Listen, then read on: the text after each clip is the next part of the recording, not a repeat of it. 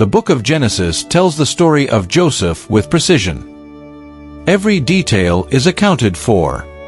His betrayal, his slavery, his suffering, his rise to power. Nothing important is skipped. And yet, at the moment his life reaches its peak, Scripture goes silent. Because at that exact point, Joseph is given a wife. Her name appears once. Asenath. No story, no voice, no explanation. And then, she disappears. But here is what makes that silence striking. She becomes the mother of 2 tribes of Israel. Half a nation comes through her. So the question changes. It is no longer, who was Asenath? It becomes, why would Scripture reveal everything and say almost nothing about her?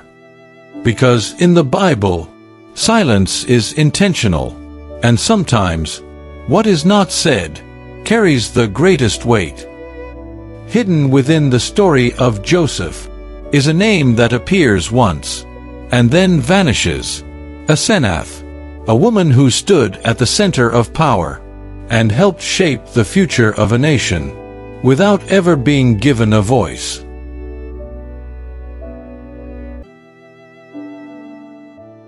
There are lives that are seen, names that are repeated, stories that are remembered. And then, there are others, people who stand at the center of important moments, but are barely mentioned. Asenath belongs there. She stood beside power, lived inside influence, helped shape a future, and yet remained invisible. And this feels familiar, because not every life is celebrated. Some people carry burdens quietly, build without recognition, endure without applause. But here is the truth most people miss. Being unseen does not mean being unimportant. And being hidden does not mean being forgotten.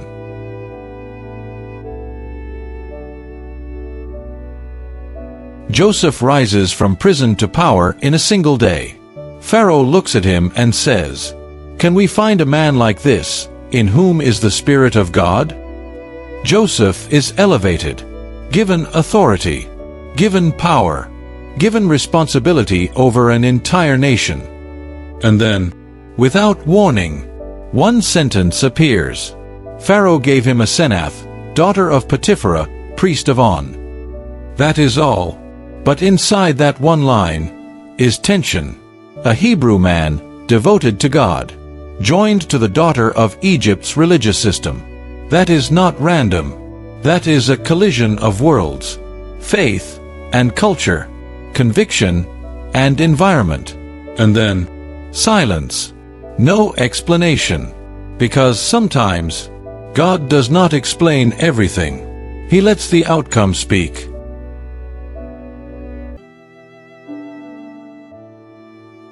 Scripture does not tell us who Asenath was before this moment. But we know enough. She did not grow up like Joseph.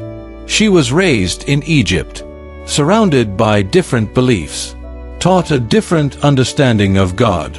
And that matters, because many people live under the weight of their beginning, the home they came from, the values they were taught, the mistakes tied to their past.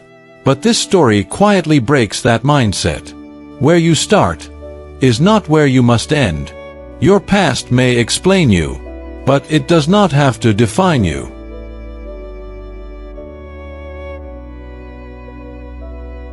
For this marriage to stand, something had to change. Joseph's life was built on obedience to God. He had already proven that in temptation and in suffering. So this union was not accidental. Somewhere, before this moment, a decision was made. Not written, not recorded, not announced, but necessary. A quiet turning point. And this is where the story becomes personal. Because the most powerful changes in life do not happen in public.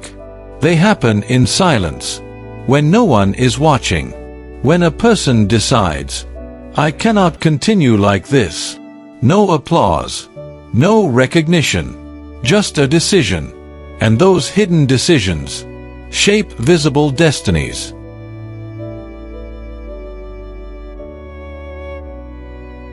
From the outside, this marriage does not look simple. It does not look predictable. It does not fit expectation. And life often feels the same. There are moments that seem unclear, situations that feel complicated, connections that do not make sense. But here is a deeper truth. Not everything that looks confusing is wrong.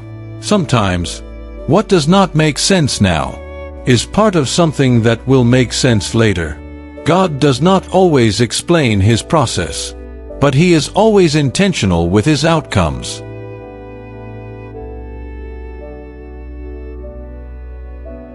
Two sons are born, Manasseh and Ephraim, and Joseph names them with meaning.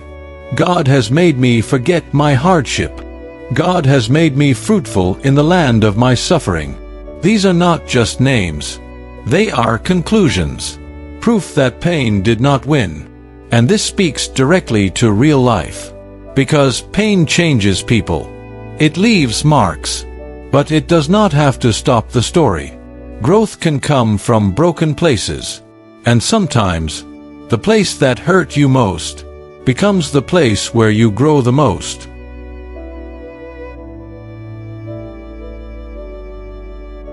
Then comes a moment that changes everything.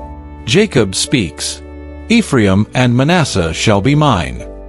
Not grandchildren, sons, equal, accepted fully into Israel. And suddenly, without speaking a single word, Asenath's life is validated. Her influence is undeniable. Her place is secured. And this reveals something powerful. Not every life speaks through words.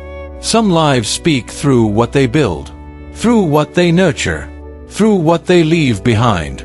You do not have to be loud to be significant.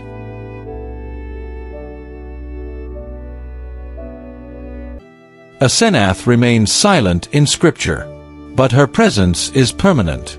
She is part of the structure, part of the outcome, part of the future. And this challenges how we measure importance. Because the world values visibility, attention, recognition, applause. But heaven measures differently. Some of the strongest lives are lived quietly, without credit, without acknowledgement, and still deeply powerful.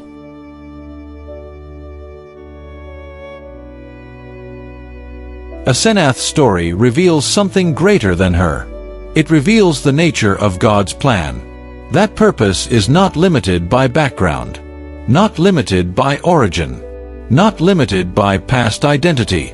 There is always room for change, room for growth, room for transformation. And sometimes, the people no one expects become part of something eternal.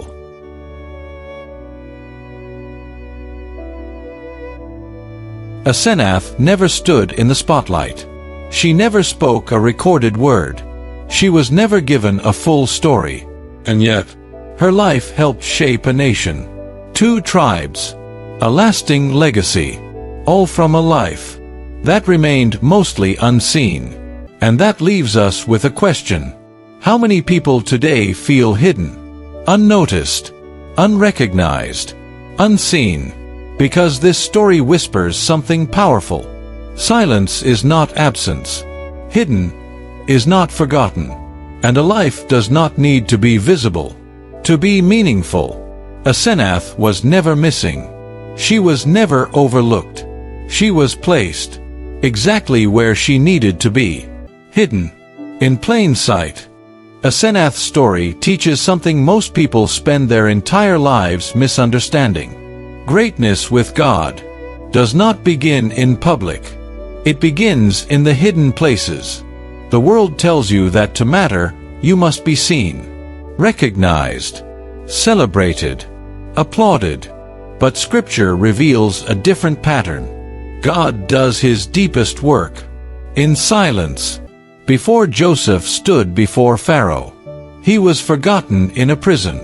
Before Asenath became the mother of tribes, she lived a life no one recorded. And this is where your story connects.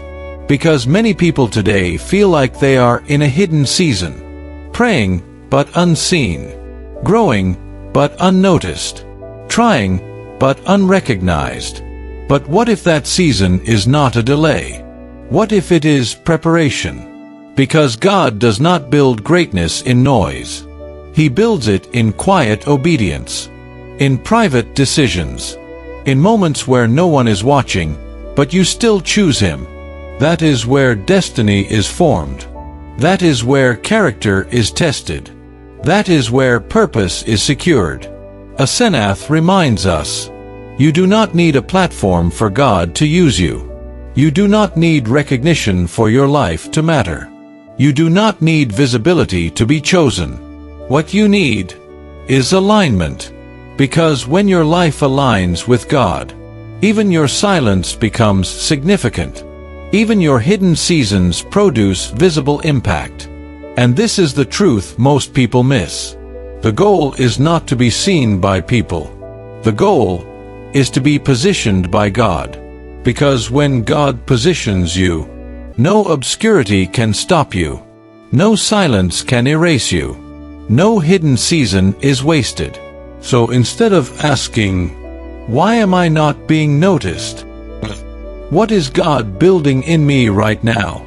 Because if you remain faithful in the hidden place, obedient in the quiet, and surrendered in the unseen, God will do what only He can do. He will take a life no one is watching, and place it at the center of something eternal. Just like Asenath, greatness with God is not proven by how visible your life is, but by how faithful you are. When no one sees you,